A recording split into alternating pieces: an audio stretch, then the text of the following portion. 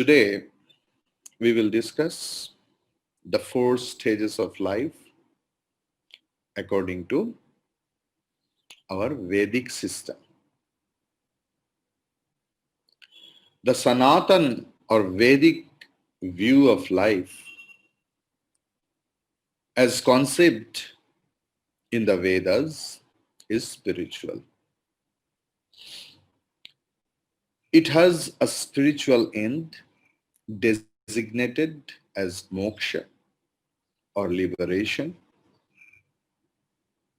material enjoyments which are necessary and legitimate at certain periods of life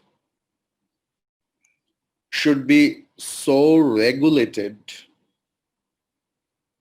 that in the end they may lead men to attain to the attainment of the highest good. No infinite experience can permanently satisfy the craving of the soul, which is of the nature of infinite spirit. Nevertheless, in the lower stages of evolution, the appetite for material things cannot be ignored. It's true. If this appetite is suppressed or inhibited,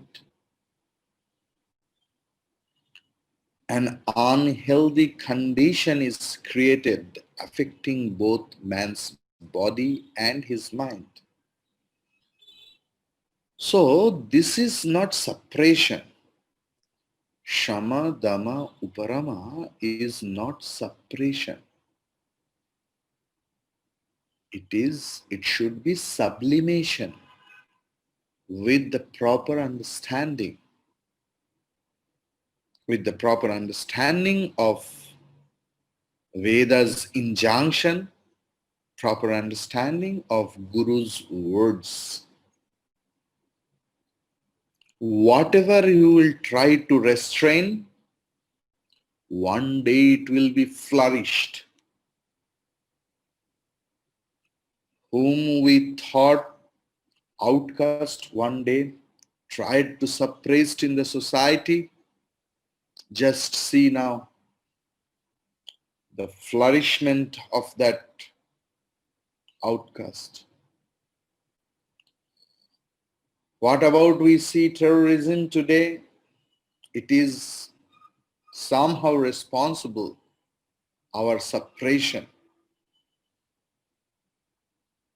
So it should be sublimation when it will be in our personal practice, spiritual practice.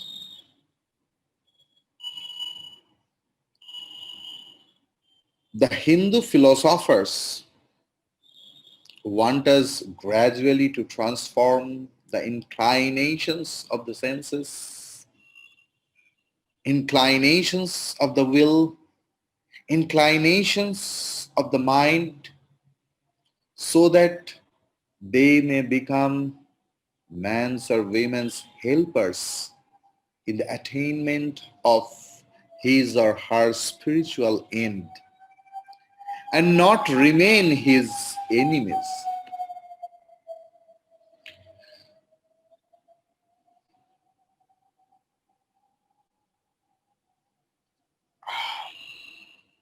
The various divisions of individual and social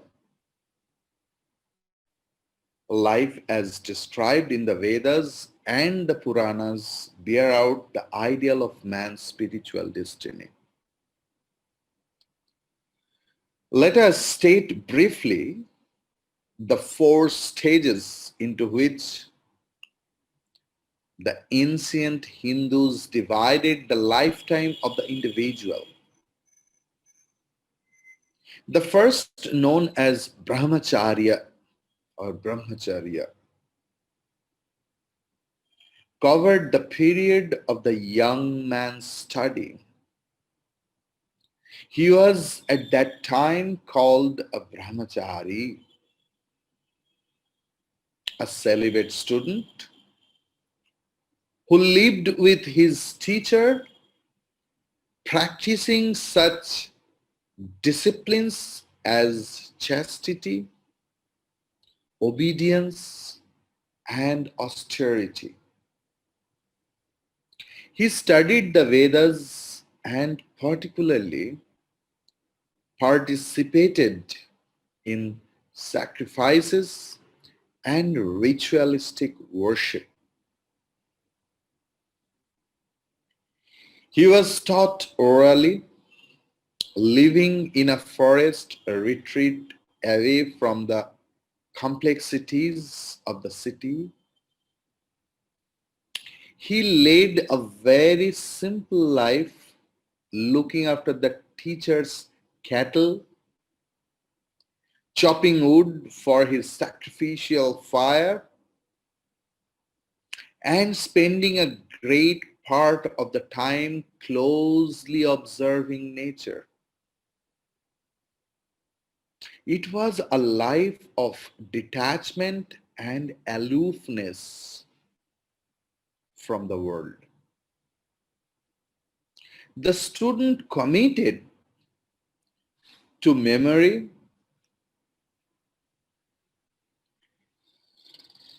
the texts of the Vedas. Ratna, constant. Sahana bhavatu, sahana bhavatu, sahana bhavatu, sahano bhunaktu, sahano bhunaktu, samakum bhunaktu. Memorizing Vedic mantra. After completing his education, he took his leave and the teacher said to him, do not deviate from truth. Do not deviate from the daily recitation of the Veda. During the second stage, the youth embraced the householder's life, known as Garhasthya, and himself was called a Grahastha. In company with his wife, he performed various sacrifices and rituals described in Samhita and Brahmana portion of the Vedas. Now, as a citizen, he performed his civic duties according to his position in the Hindu caste system. That is very important. As a priest or as a military man or a trader, but secular duties could not keep him bound to the world forever. As a result of experience and observation, he gradually became disillusioned about the glitter of the outer world. That is the important factor. He longed for inner peace. As the signs of old age crept in, he entrusted his worldly duties to his children and retired into the forest, Aranya, with his wife. He entered upon the Vanaprastha stage and became known as a Vanaprasthi or forest dweller.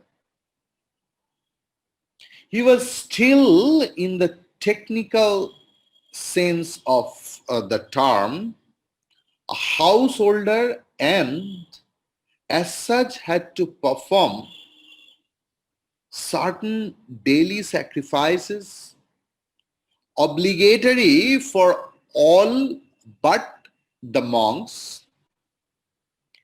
But as it was not possible for him to procure in the forest all the ingredients for such sacrifices, the Vedas laid down for him symbolic worship.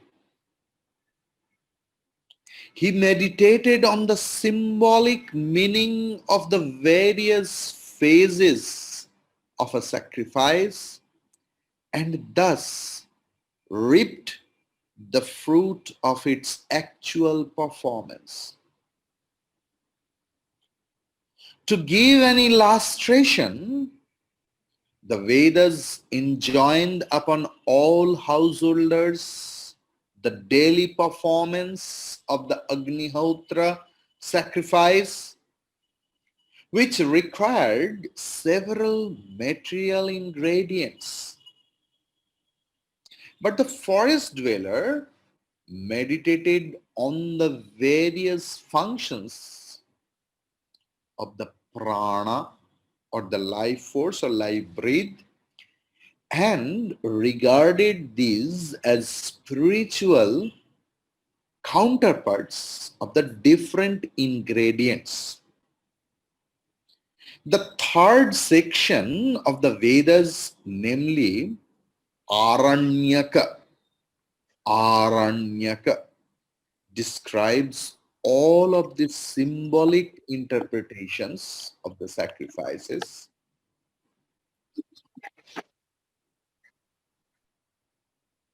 of the sacrifices as well as other forms of such worship. With one or two exceptions, all four Vedas have their respective section of Samhita, Brahmana, Aranyaka and Upanishad. Samhita, Brahmana, Aranyaka and Upanishad.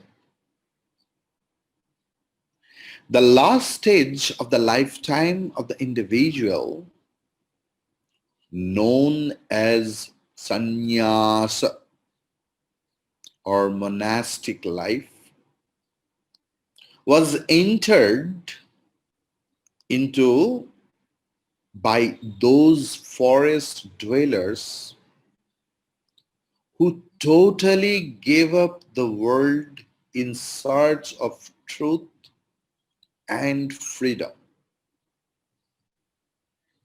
They then became bhikshus, wandering monks, mendicants, or sannyasins, or world renouncers, anything you can tell. The realization of the supreme truth has been described as the flight of the alone to the alone. Flight of the alone to the alone. The last stage of life is to be walked singly, alone, relinquishing all longing for material happiness, both here and hereafter, as well as the desire for self-gratification through progeny, wealth, or heavenly bliss after death. These monks practiced total renunciation, total renunciation, both inner and outer. As the ultimate ascent is steep and the lofty air extremely rarefied,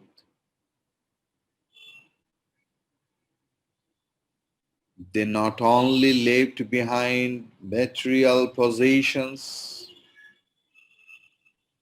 but also stripped themselves of ego and desires.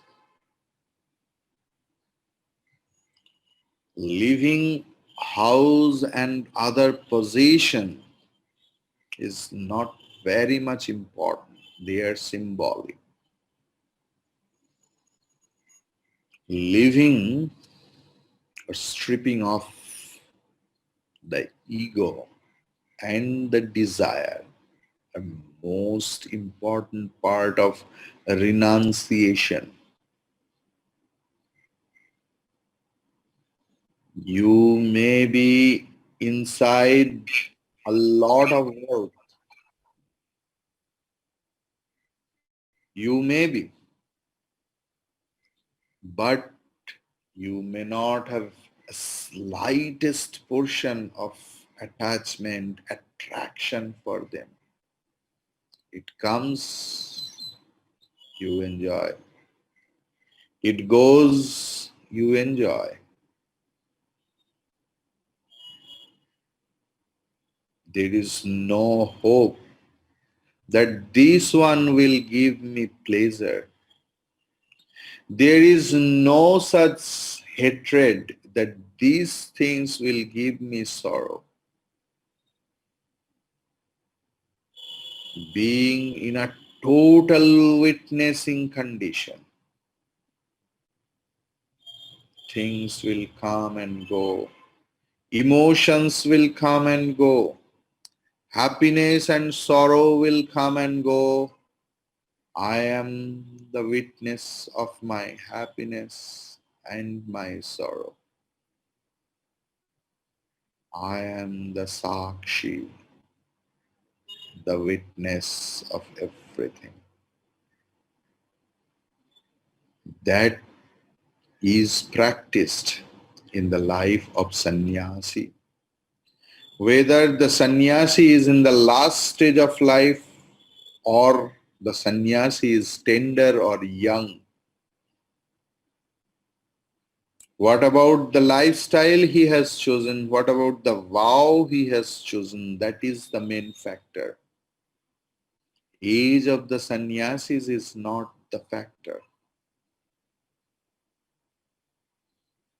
Sannyasa means the life of renunciation, life of detachment, life of absolute vichara, life of practicing sakshihood, witnesshood in life. Maybe the sannyasi is of 20 years or the sannyasi is of 200 years. It doesn't matter.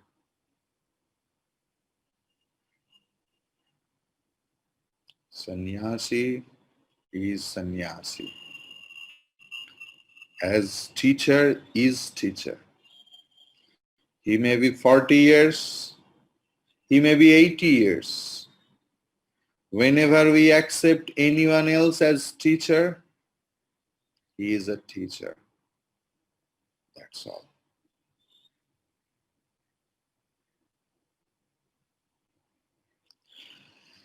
So the thing is, material objects had no glamour for those who had realized Atma, the self within, as the source of all bliss and happiness. They were outside all castes and beyond all social conventions. They gave up the sacrifices and ritualistic worship prescribed for the other three stages. They lived a life of freedom, which they had entered through strict observance of religious and moral laws. They were the spiritual teachers of men and women and were shining examples of peace and detachment. But by no means is a sannyasi a selfish person. Please.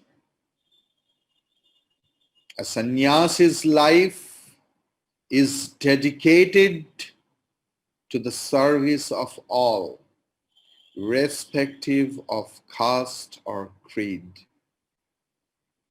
The sannyasis studied the Upanishads, the concluding part of the Vedas, which describe the knowledge of Brahman or the absolute and the disciplines for its attainment.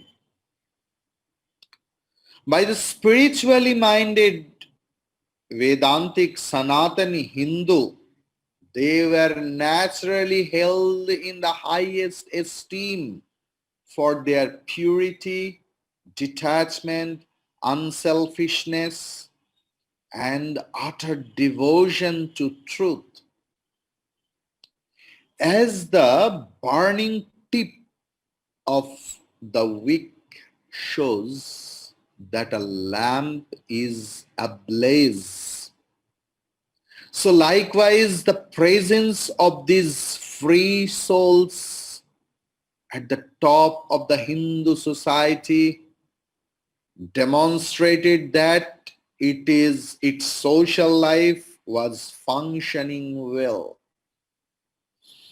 Though in general the life of the Indo-Aryans is in ancient India followed this pattern, and the monastic life was the natural culmination of the three previous stages. Yet an aspirant for truth might become a monk at any age. An injunction of the Vedas declares the day a man is seized with a spirit of dispassion, he should forthwith renounce the world.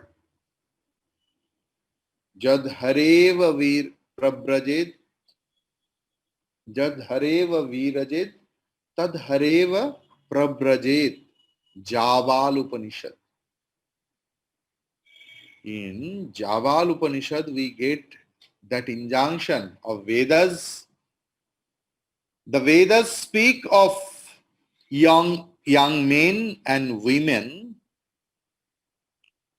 who took the vow of renunciation without going through the stage of the householders and the forest dweller's life. A brahmachari or a student had to read all the Vedas, though the Samhitas really molded his life. Likewise, the householders followed the injunctions of the Brahmanas, the forest dwellers, those of the Aranyakas, and the monks, those of the Upanishads.